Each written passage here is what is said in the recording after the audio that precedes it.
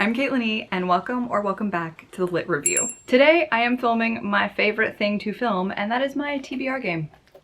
It's February's LitLand. So this is how I pick my books every month, my TBR or to be read pile. I will be pulling 4 cards with color coordinated themes. There's things like punishments and challenges along the way. This was originally inspired by Candyland, but has kind of grown into its own little beastie for me. But I love picking my monthly reads this way, and I am constantly working my way towards, it says book haul here, but I think we're gonna change up what the reward system is the next time I hit it. But don't worry, we're a ways away from there, so that's future Caitlin's problem. I will link the playlist of my LitLand adventures up in the cards and down in the description box because I've been playing this game for about 3 years. The rules have changed a lot over that time span, so you can always find the most recent and up-to-date rules in the description box below. Joined by Gizmo, so it already feels like we're doing good. Let's see, before we get into the gameplay action, I owe you 2 things. I owe you a sense of how I did in January, and then I need to tell you like what's going on and what I'm trying to accomplish this month. So let's talk about how I did with January's LitLand. Thankfully, no punishments for me this month, but only because I have a rollover system that gives me like a grace period. So thankfully I won't take a punishment this month, but I really need to get on it if I don't want to take punishments next month, because I didn't actually accomplish that much in January with my TBR. As you can see, this is the Love Hypothesis. I am enjoying it, by the way, like so far so good, but I do still have like a hefty chunk left. Now I'm filming this a few days before January ends, so I think I can finish this before the end of the month, but I think this will be the only one I can reasonably finish. So I'll call this done, sort of. I also am just in the early stages, like very, very early stages of Laura Sebastian's Castles in Their Bones. So I will not be able to finish this before the end of January, but I will try to complete this. This will roll over into February. I did not even start A Marvelous Light by Freya Marsk. I will roll this over into February, but if I don't finish this, that's a punishment. Part of what took me so long is this took me a really long time to read, but I am very glad that I did. I'll tell you more about it in my wrap-up. That'll probably be coming sometime next week. But I read and finished Know My Name by Chanel Miller, which was very well worth the read, and I'll just leave it at that. Logistically, this is the only thing from my TBR that I actually finished, and then maybe The Love Hypothesis if I can get my act together in the next few days. And then the other book that was on my TBR for, I think, like the nonfiction prompt was Year of Yes by Shonda Rhimes. So I will also be rolling this over. I kind of started it, I like got through the preface and it was enjoying the preface. I didn't, put it down because I didn't enjoy it, but it's been a month. It's been a month. So I got a little distracted. So these 3 books we'll be rolling over into February, and if I don't finish these 3 in particular, I will have to pull a punishment per book I don't finish. So I'm really going to be relying on our Trollbridge pick, which, by the way, Trollbridge for January was to do a review video, and I did do that. It's not up yet. You will hopefully be seeing it later this week, so I am going to count myself as having ticked that box. However, since I'm not taking any punishments this month, it's not really saving me from anything, but it was a fun experience. So hopefully you will see that very soon. I filmed that just before I filmed this video. Now, what I'm up to in February. So a couple of things. As you know, my book club, the Book Covered Book Club, always has a prompt, and I'm trying something new this year where I try to decide what I'm going to read for my prompts and readathons before I build this TBR in the hopes that that helps. So if I get a nonfiction, I'm gonna go with Michelle Obama, The Light We Carry, because this feels like a really lovely thing to read going into an election cycle in the US. Michelle Obama and her first memoir, Becoming, were fantastic. So I may even try to get this from the library and read this physically and with audiobook if I can. But that's really dependent on me pulling nonfiction, so I'm not sure. And if I don't pull, everything else is so genre dependent that I'm gonna just try to wing it and go what's off my priority shelf if I can't make that work. because that was one I had to like specifically bring in, but there are enough like real people on the cover, which is the prompt for February. I can't remember if I said that. Also, I just realized I haven't had my microphone on until just this moment, so apologies if the audio in the first chunk of this video is a little dicey. Then, the other one I'm participating in is the Buzzwordathon, which is the readathon hosted by Kayla from Books and Lala. For that one, the prompt for February is positive words, and I was going to read something wildly different for that until I found out that Kim from Expedition Through Pages and her mom are doing kind of like a battle of her TBR game, which is TBR Trails. So I have joined the fray. I am part of Julie's team, which is Kim's mom. So I'm loving their dynamic. I will link Kim's channel, Expedition Through Pages, down below.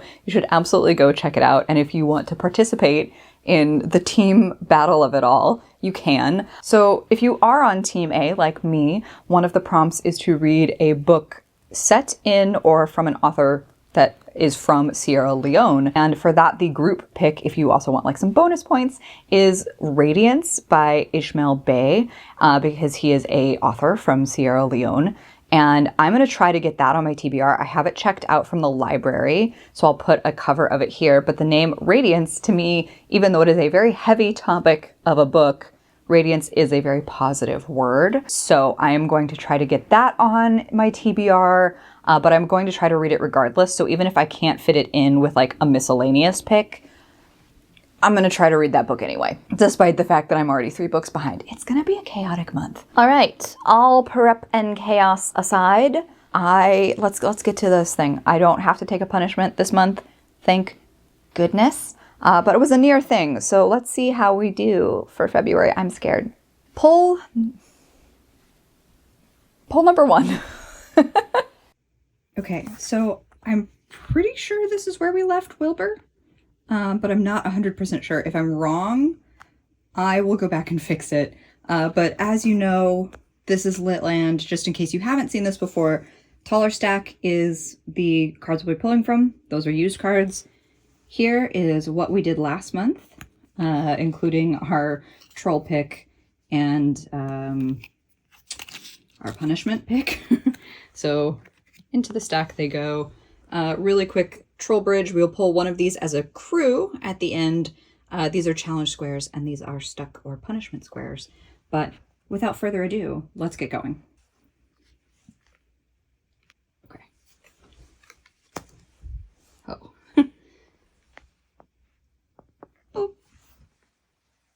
Okay. And orange is my category for sci-fi or fantasy. Now, I didn't say this at the top of the video, but I am going to try my hardest to pick books that are featuring Black main characters and or by BIPOC authors, specifically members of the Black community of any reaching heritage, because it is Black History Month.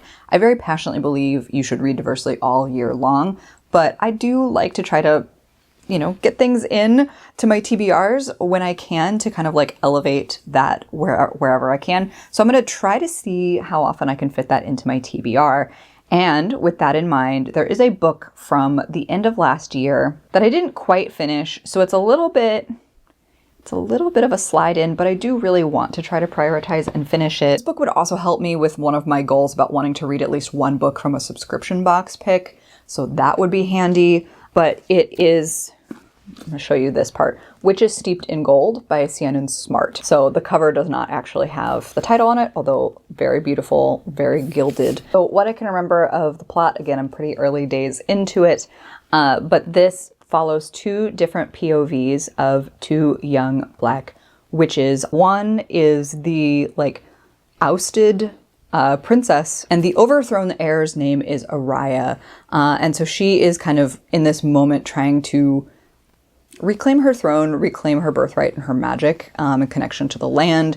You also have Jasmine, who is kind of in a political position for her mother, who is the current empress and part of the family that overthrew Araya's family. And she is herself in kind of a weird political moment where her mother, the empress, is wildly unpopular among certain subsets of the city, in part because she has put forth something that sounds frankly kind of like the Hunger Games, where, you know, like young witches have to kind of like battle and fight it out, and there's a lot of death. And so there's a lot of unrest in this community. Jasmine cares very much about it, and she is also part of this different group that has a very different magic style. Honestly, the beginning of this book is so fascinating. There's these orders of the two different types of witches, and they just have like very different philosophies on life and their craft and all of that. So it's really intricate community building, and that's what kind of is going to bring me back to this book. I want to understand it better. I want to like finish reading it and see how I feel. Pull number 2.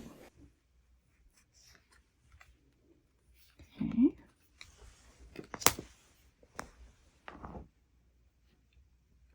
Boop.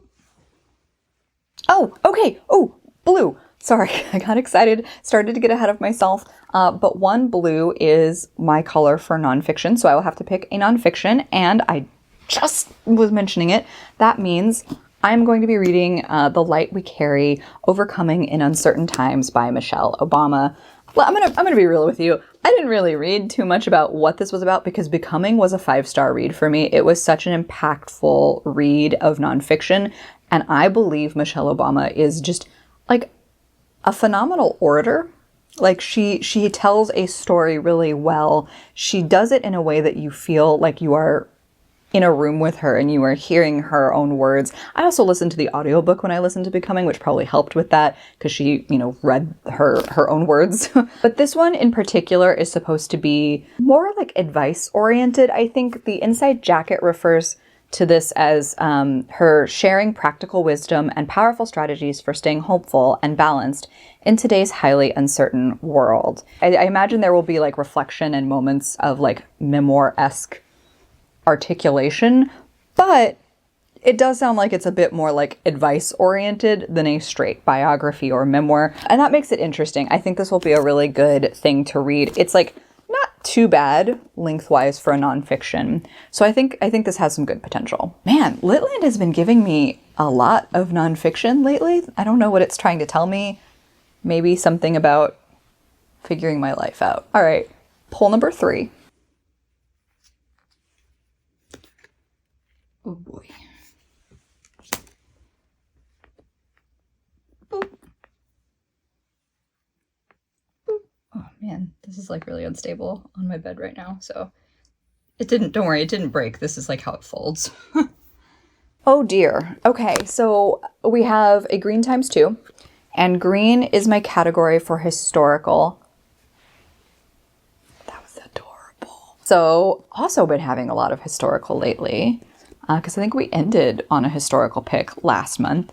So two of those. Okay, so technically Radiance can't fit for that. I'm going to consult the priority shelf and see what I can find, because I do think I have a few historical scattered on some of the lower shelves. And if not, then I'm going to have to go out to the living room to the rest of my shelves and figure something out. Okay, so I was able to find one on the priority shelf.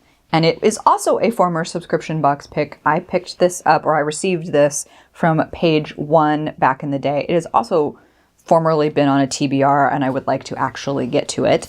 And that is Yesterday is History by Kosoko Jackson. So this is a YA queer time travel oriented pick. So our main character is Andre, and he has recently received a liver transplant. He very quickly discovers that his new liver kind of came with some abilities from the person who was an organ donor.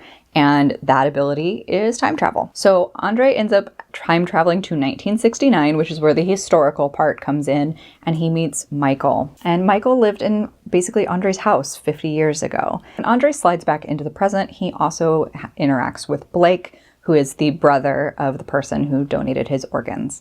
So he has very complicated feelings about meeting Andre, I'm sure, but there's a reluctant attraction. And so now Andre, with these new abilities, this new lease on life in a way, is also torn between these two boys that he's pretty attracted to. So there's a bit of a love story in this, which I think is fun, but it is very much like present and historical. It's a dual timeline, which I think works really well for this prompt. I'm trying also to pick some like slimmer things. Since I already have 3 books I need to read and now have to add a second historical to my list. So With that in mind, let me go find another historical. Okay, I do think I found another one that's like a little slimmer, but is still one I'm excited to read and is definitely a historical setting. So for my second pick in historical, I'm going to go with Mr. Fox by Helen Oyemi. This is set in the late 30s. I think it's 1938.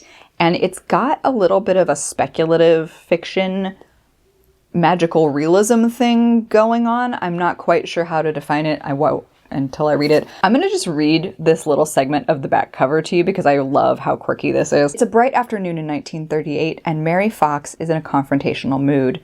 St. John Fox, celebrated novelist, hasn't seen her in 6 years. He's unprepared for her afternoon visit, not least because she doesn't exist. He's infatuated with her, but he also made her up. What I believe is Mary Fox is like St. John's muse, and she comes back to like confront him because he constantly murders his female heroines as a novelist and she's like sick of it. So I am really intrigued about what this could be. It's not that long, so I think it will actually go fairly quickly. There's an entire section that's like also like letters and exchanges. So I think this will be like a nice quick read and kind of like an interesting premise that still has a great historical setting. Last pull number 4. Oh, okay. Boop. Okay, 1 green. I mean, I'm glad it's not a 2, but that is another historical.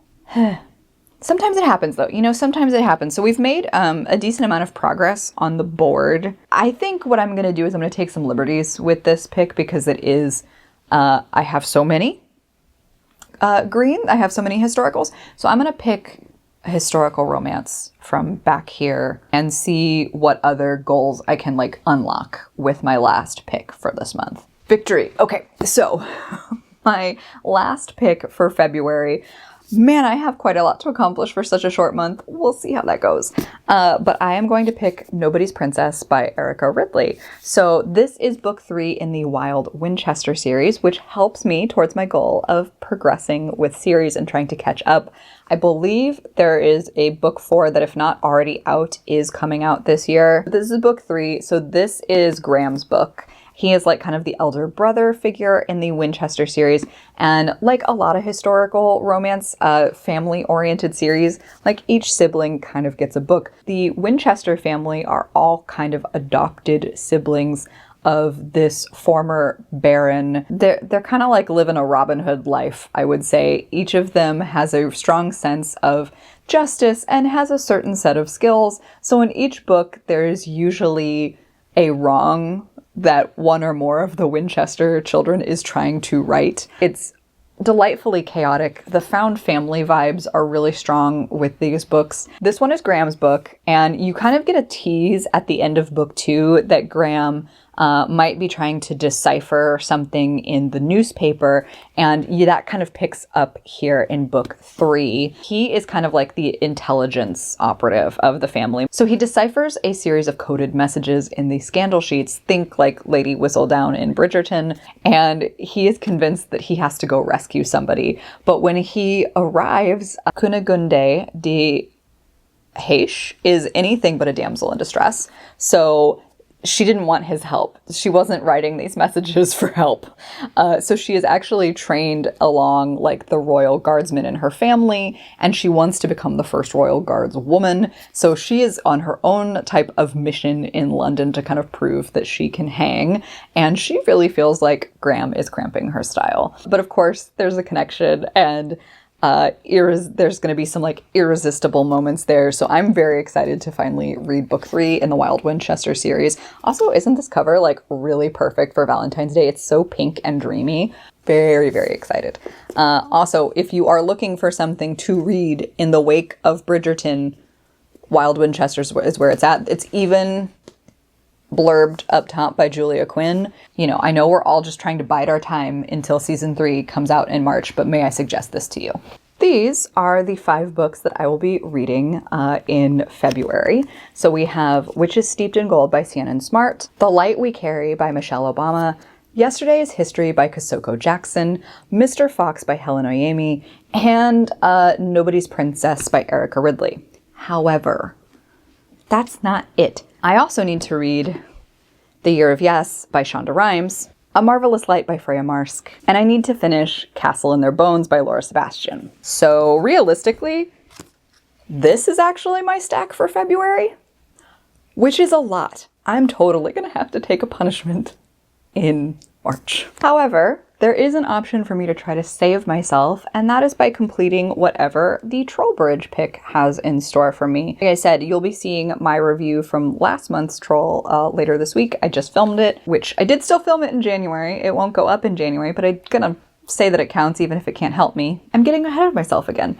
If this is your first time here, the Trollbridge pick is a card that I usually play in LitLand. However, it doesn't get a lot of play, so I started doing this as like a fun thing that we can do together. I will pull a card from the top of the Trollbridge stack, and it is full of all different kinds of things. Sometimes it's an activity, sometimes it's another book. So you do not have to do this. It is just a fun reminder of the vastness of our lives as readers.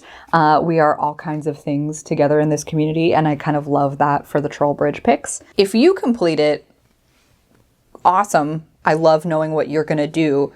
But if you don't complete it, there's nothing that reflects poorly on me. We're all good. If I complete my Trollbridge, I can save myself from one punishment in a given month, but they don't really roll over. They don't really stack. So it's always like, do I want to complete the troll or not? You know, like, so this month I definitely do, but let's see what we're going to do together.